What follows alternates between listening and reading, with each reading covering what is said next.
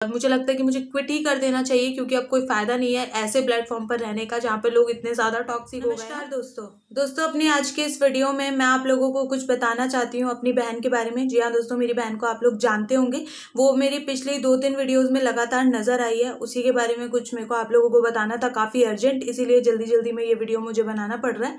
So guys, मैं आपको बताना चाहती हूँ कि मेरी बहन, उसका नाम शालू है, वो मेरी सगी बहन थी। गाइज, अब वो हमारे बीच में नहीं रही, वो आपको, मुझे, हम सबको छोड़कर अब जा चुकी है भगवान के पास। क्या हुआ है एग्जैक्टली इस वीडियो में आपको बताऊंगी, कैसे हुआ, क्या हुआ, सारी बातें मैं आपको बताने वाली हूँ। मुझे याद है मैंने अभी जस्ट 2 वीडियो पहले ही एक वीडियो बना के आप लोगों को बताया था कि अब मेरी बहन की हालत पहले से काफी ज्यादा अच्छी हो गई है। उसके सर पे जो गंभीर चोटें लगी थी, अब वो धीरे धीरे रिकवर हो रही है और उसकी चोट भी ठीक हो रही है, और अब उसको सर में दर्द भी ज्यादा नहीं हो रहा है। धीरे धीरे सर दर्द भी उसका खत्म हो रहा था। फिर गाइस एकदम से क्या हो गया कि ये सब एकदम से हो गया, वही मैं आपको इस वीडियो में बताने वाली हूँ। तो प्लीज आप लोग मेरी बात को ध्यान से समझे और सुने, क्योंकि आज अगर किसी के साथ हुआ है, कल को आपके साथ भी हो सकता है। सो गाइस, हुआ ये था कि जब उसके सर पे गंभीर चोटें आई थी, तो उसी टाइम डॉक्टर ने उसको बोला था कि आपको प्रॉपर रेस्ट लेना है, आपको ज्यादा स्ट्रेस नहीं लेना है, आपको कोई ऐसे काम नहीं करने हैं जिसकी वजह से आपको ज्यादा स्ट्रेस पड़े, आपके दिमाग पे ज्यादा जोर पड़े, इस तरीके की चीजें आपको नहीं करनी है। तो ऐसा ही वो कर रही थी, वो ज्यादा स्ट्रेस नहीं ले रही थी, उससे जितना हो रहा था वो रेस्ट कर रही थी। बट एक ये भी चीज है कि उसकी ज्यादा आदत नहीं है रेस्ट वगैरह करने की, तो ऊपर से उसके एग्जाम भी थे, तो वो अपनी तरफ से थोड़ा बहुत रेस्ट कर रही थी, लेकिन उसके बावजूद भी अपनी एग्जाम की वजह से वो लगातार अपनी पढ़ाई की तरफ भी ध्यान दे रही थी। वो अपने मैथ्स के जो सवाल होते हैं वो भी लगातार सॉल्व कर रही थी, जो न्यूमेरिकल्स वगैरह होती है वो भी लगातार सॉल्व कर रही थी। तो इसकी वजह से कहीं ना कहीं जो मुझे लग रहा है वो यही था कि इसकी वजह से कहीं ना कहीं काफी ज्यादा स्ट्रेस पड़ रहा था उसके दिमाग पे। हमारे घर वालों ने भी उसको बोला था कि ये पेपर वगैरह तो होते रहेंगे, आज नहीं तो अगली बार ये पेपर पास हो जाएगा, बट अभी जो सबसे ज्यादा अर्जेंट है वो ये है कि हम अपनी हेल्थ की तरफ ध्यान दें, हम प्रॉपर रेस्ट लें। बट गाइज, कहीं ना कहीं आई थिंक एजुकेशन का जब बोझ इतना ज्यादा पड़ जाता है बच्चों पे, तो वो ज्यादातर ध्यान देने लगते हैं अपनी पढ़ाई की तरफ। तो उसका भी ध्यान काफी ज्यादा पढ़ाई की तरफ था, वो लगातार अपने मैथ्स के और कई तरीके के सवाल सॉल्व कर रही थी। तो इसकी वजह से जो मुझे लगता है वही, तो उसका तो यही रीजन लगता है कि वो काफी ज्यादा स्ट्रेस ले रही थी, उसके दिमाग पे काफी ज्यादा जोर पड़ रहा था, वो लगातार पढ़ाई की वजह से। और मैथ्स तो है ही एक ऐसा भारी भरकम सब्जेक्ट, तो मेरे हिसाब से इसकी वजह से ऐसा हुआ होगा, क्योंकि एकदम से जब वो अपना, मतलब जस्ट वो अभी मैथ्स कर ही रही थी, मैथ्स करके जब उसने अपना बुक और कॉपी साइड में रखा, उसके बाद उसने बोला कि मैं थोड़ी देर सो लेती हूँ। तो उसको नींद आ रही थी, तो वो थोड़ी देर जब तो सोने गई, तो उससे पहले ही उसने बोला कि मेरे सर में अचानक से काफी तेज दर्द हो रहा है, अभी भी उसकी पट्टी लगी हुई थी। तो उसने बोला कि मेरे सर में दर्द हो रहा है। तो जब हम उसको लेकर गए, मतलब मैं तो नहीं, पापा जब उसको लेकर गए, तो वहां पे थोड़ी देर वो हॉस्पिटल में रेस्ट किया उसने, और उसके बाद वहीं पे गाइस ये सब हो गया। तो बहुत लोग मुझे बोलेंगे आके, कमेंट सेक्शन में जज करेंगे कि तुम्हारी बहन के साथ ऐसा हुआ और तुम रो भी नहीं रही हो, तुम्हारी आंखों में एक आंसू भी नहीं है। सो मैं बता दूं कि मैं यहाँ पे कोई भी किसी तरीके का, अगर मैं यहाँ पे गलती से भी मेरे आंसू निकल आते हैं, या कई बार ऐसा हो जाता है हम इमोशनल हो जाते हैं, तो भी लोग मुझे कमेंट सेक्शन में लिखने लगते हैं कि ये तो ड्रामा करती रहती है रोने का, और इस तरीके की बातें लिखते हैं। तो गाइज, इसलिए मैं यहाँ पे बिल्कुल भी रोऊंगी नहीं, मैं यहाँ पे कोई सिंपैथी लेने नहीं आई हूँ, मेरे को सिंपैथी की कोई जरूरत नहीं है। तो मैं यहाँ पे बिल्कुल भी आंसू बहाने नहीं आई हूँ, मेरे को बस एक बतानी थी बात आप लोगों को, तो मैंने आपको बता दी। ओके गाइज, तो ये वाली एक चीज थी जो मैंने आपको बताई कि ऐसा हुआ है। और ये बात गाइज मैं खुद नहीं बता रही हूँ, ये बात बिल्कुल भी रियल नहीं है। ये बातें मैंने काफी सारे यूट्यूबर्स के मुंह से सुनी है, जो आजकल मेरे खिलाफ काफी सारे वीडियोस बना रहे हैं। मैंने जब से वो सौरभ जोशी के अगेंस्ट वीडियो बना दी, उसके बाद से मैं देख रही हूँ यूट्यूब पे लगातार लोग वीडियोस पे वीडियोस बनाए जा रहे हैं। कभी मेरे अगेंस्ट बना रहे हैं, कभी मेरे बहन के अगेंस्ट बना रहे हैं, वीडियोस पे वीडियोस, और लिखे जा रहे हैं कि सौरभ जोशी ने तो पायल के ऊपर हमला कर दिया, पायल जोन की बहन के ऊपर हमला कर दिया। इस तरीके की वीडियोस बना रहे हैं, जबकि मैंने तो कभी सौरभ जोशी को टारगेट किया ही नहीं अपनी किसी वीडियो में, मैंने कभी उनको टारगेट नहीं किया। मैंने हमेशा ये बोला है कि जो मुझे लग रहा था वो ये था कि सौरभ जोशी के फैंस होंगे वो, जिन्होंने हमारा एक्सीडेंट करवाया है। मैंने कभी सौरभ जोशी को टारगेट नहीं किया, ना मैंने कभी सौरभ जोशी की फैमिली के लिए कुछ बोला कि ये लोग सारे के सारे मेरी फैमिली के ऊपर बोल रहे हैं। मैंने आज तक कितने ही क्रिएटर्स के लिए वीडियो बनाई है, चाहे वो कैरी मिनाटी हो, चाहे वो सौरभ जोशी हो, या फिर कितने भी आशीष चंचलानी, चाहे आप कोई भी क्रिएटर ले लो, मैंने बहुतों के ऊपर वीडियो बनाई है। बट मैं कभी किसी की फैमिली को कुछ नहीं बोलती हूँ। भैया हमें क्यों बोलना किसी की फैमिली को यार, हम उस क्रिएटर को बोलेंगे जिसके हम वीडियोस देखते हैं, हम उसके कंटेंट के बारे में बोलेंगे। तो मैं हमेशा यही करती हूँ, मैं सामने वाले को कंटेंट के बारे में बोलती हूँ, मैं कभी पर्सनल लेवल पे जाके कोई बात नहीं करती हूँ, या फिर मैं कभी किसी की फैमिली को टारगेट नहीं करती हूँ।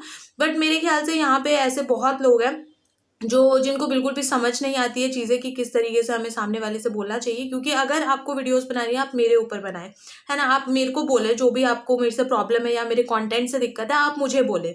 जैसा कि काफ़ी सारे लोग करते हैं, मेरे अगेंस्ट बनाते हैं और मुझे कोई दिक्कत नहीं है, भाई बनाओ भाई, है ना। आपका चैनल है, आप बनाओ, मैं भी अपने चैनल पे बना रही हूँ दूसरों के लिए, आप भी मेरे लिए बनाओ।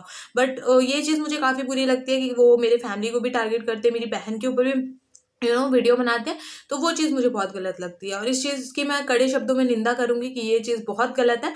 आप जिनके बारे में जानते नहीं है, आप उनको टारगेट नहीं कर सकते। आप मुझे जानते हैं, मेरे वीडियोस को आप देख रहे हैं, आपको नहीं पसंद आ रही है, आप मेरे अगेंस्ट वीडियो बनाए। बट इस तरीके से किसी के फैमिली को टारगेट करना वो बहुत गलत है। ऊपर से ये सौरभ जोशी का जबरदस्ती बीच में नाम लेकर आ जाते हैं कि सौरभ जोशी के ऊपर बारे में पायल जून ने ऐसा बोला कि सौरभ जोशी ने पायल जून को मरवा दिया, उसकी बहन के ऊपर हमला करवा दिया। तो मैंने तो कभी ये चीज़ें बोली ही नहीं, मैंने तो कभी सौरभ जोशी को टारगेट किया ही नहीं। मैंने बस ये एक चीज़ बोली कि मुझे ऐसा लग रहा है कि वो सौरभ जोशी के फैंस थे, मुझे ऐसा लग रहा है, जो मेरी कैलकुलेशंस है उसके हिसाब से मैंने बोला था कि मुझे लगता है वो सौरभ जोशी के फैंस थे।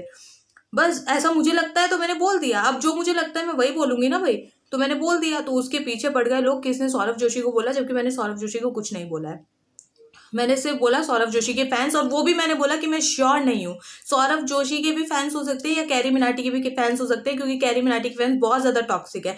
ये चीज मैंने बोली थी उस वीडियो में, मुझे अच्छे से याद है। तो अगर आप किसी के ऊपर वीडियोस बना रहे हैं और सामने वाले को क्रिटिसाइज कर रहे हैं या हेट कर रहे हैं, हेट दे रहे हैं अपनी वीडियो के माध्यम से, तो एटलीस्ट सामने वाले की पूरी वीडियो देखिए कि वो बंदी क्या बोल रही है, और उसके बाद आप अपनी वीडियो बनाइए।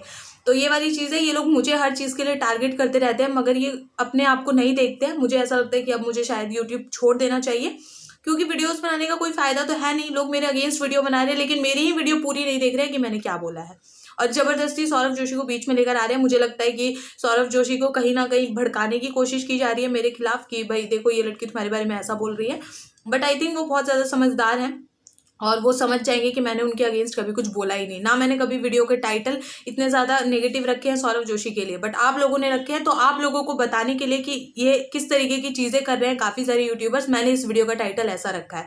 अदरवाइज मैंने ये चीज़ बोल दी थी कि हाँ भाई, मैं सौरभ जोशी को सॉरी बोल रही हूँ कि मैंने बिना कुछ सोचे समझे उनके ऊपर इस तरीके के एलिगेशंस लगाए, मुझे नहीं लगाने चाहिए थे। मैंने अपनी वीडियो में उनको सॉरी भी बोला था। एक जो मैंने अपनी बहन के साथ वीडियो बनाई थी, मैंने उसमें क्लियरली बोल दिया था कि भाई सौरभ जोशी सॉरी कि मैंने आपके ऊपर इस तरीके से एलिगेशन लगाए बिना कुछ सोचे समझे, मेरे को नहीं लगाने चाहिए थे।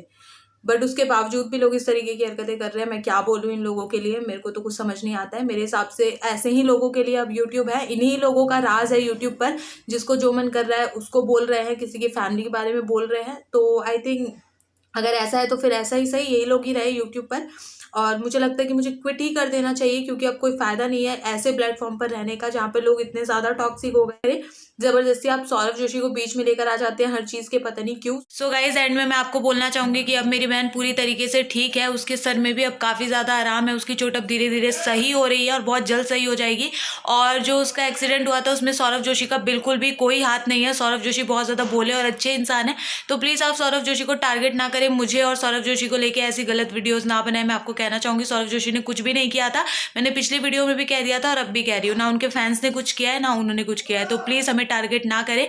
मुझे थोड़ा बुरा लगता है अगर सौरभ जोशी के लिए कोई नेगेटिव वीडियोस या रोस्ट वीडियोस बनाता है। अभी मैंने केकेएल की वीडियोस देखी थी, तो उनमें कुछ गलत नहीं था, ऐसे गालियां वालियां नहीं थी, बट फिर भी मुझे बुरा लगा। पता नहीं क्यों मुझे थोड़ा सा बुरा लगता है अगर कोई सौरभ जोशी को रोस्ट करता है तो मतलब लगता है यार थोड़ा कि भाई इतने भोले इंसान है और इतने ज़्यादा सीधे साधे, तो उनको इस तरीके से टारगेट करना मुझे गलत लगता है। सौरभ जोशी वर्सेस पायल जोन कर रखा है आजकल तो काफ़ी लोगों ने, देखती हूँ मैं तो मेरे जैसे रिकमेंडेशन वगैरह में भी आती है, मेरी नज़रों के सामने आ जाती है। तो बहुत लोग ये चला रहे हैं सौरभ जोशी वर्सेस पायल जोन, जबकि ऐसा कुछ चल भी नहीं रहा है। ठीक है, वर्सेस वाला कोई सीन ही नहीं है।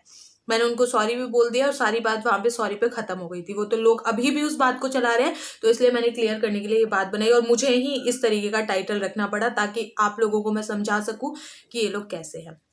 तो बस इस वीडियो को यहीं पे एंड कर दूंगी मैं, मेरे को ज़्यादा कुछ नहीं बोलना है। आई थिंक सौरभ जोशी भी मेरी बात समझ गए होंगे और बाकी जो आप लोग हैं वो भी समझ गए होंगे। सो बस इस वीडियो को यहीं पे एंड कर देती हूँ।